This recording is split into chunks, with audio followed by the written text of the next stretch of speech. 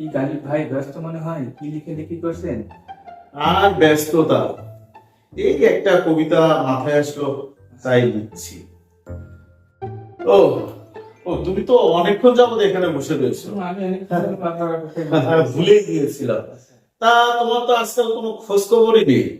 তোমাকে বললাম এই সবুজ বাংলা পত্রিকায় আমার একটা কবিতা ছাপবার কথা, সে তো আর কিছু বললে না তুমি। না, ওই জন্যই এখানে আসা। ও ওই জন্য আসলাম।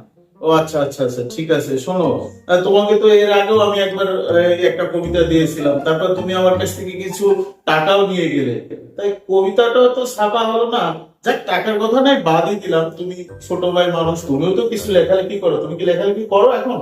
ওই মাঝে মাঝে সময় পেলে হালকা ফুলকা কিছু লিখি। তা রাজনীতির কি অবস্থা? তুমি তো পাশাপাশি তো ছাত্র রাজনীতির সঙ্গেও আছো। রাজনীতির পরিস্থিতি তো বর্তমান বুঝতেই পারছেন কি অবস্থা। আচ্ছা, যাই হোক, তারপরেও তো লেখালেখি রাজনীতি এগুলো তো দরকার আছে নাকি? আচ্ছা ঠিক আছে, তা লেখালেখি যেহেতু করো, তা আমার এই একটা লেখা আছে, এই লেখাটা যদি তুমি একটু ছাপিয়ে দিতে ভালো হতো। আপনার ওই লেখাটা ছাপাবো বিধায় আমি ওই কিছু পত্রিকার সাথে কথা বলছি। ও আচ্ছা আচ্ছা, ওনারাও কিছু সম্মতি দিছে যে কাজটা করে দেবে এরকম। তুমি শিওর পারবে তো? হ্যাঁ। না শোনো, তোমাকে দিয়ে তো ভরসা পাই না, এর আগে। না না না না না, এইবার হবেই হবে, দেখেন ওই হবেই হবে।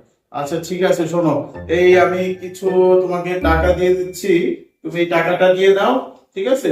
আর এই শোনো, এইখানে এই যে যে লেখাটা আছে, শোনো, এটা ছিড়বে না কিন্তু, হ্যাঁ?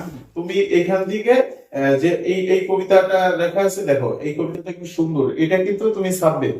দেখবা, আমি বুঝিয়ে দিচ্ছি, এখানে জন্য এই যে বানান গুলোর জন্য। থেকে টাকা তো নিলাম, এখন কবিতা ছাপাবো কি হবে জিনিসটা। দেখ, ও বাদ, অনেকবার ভুলে যাবো, সেও ভুলে যাবে।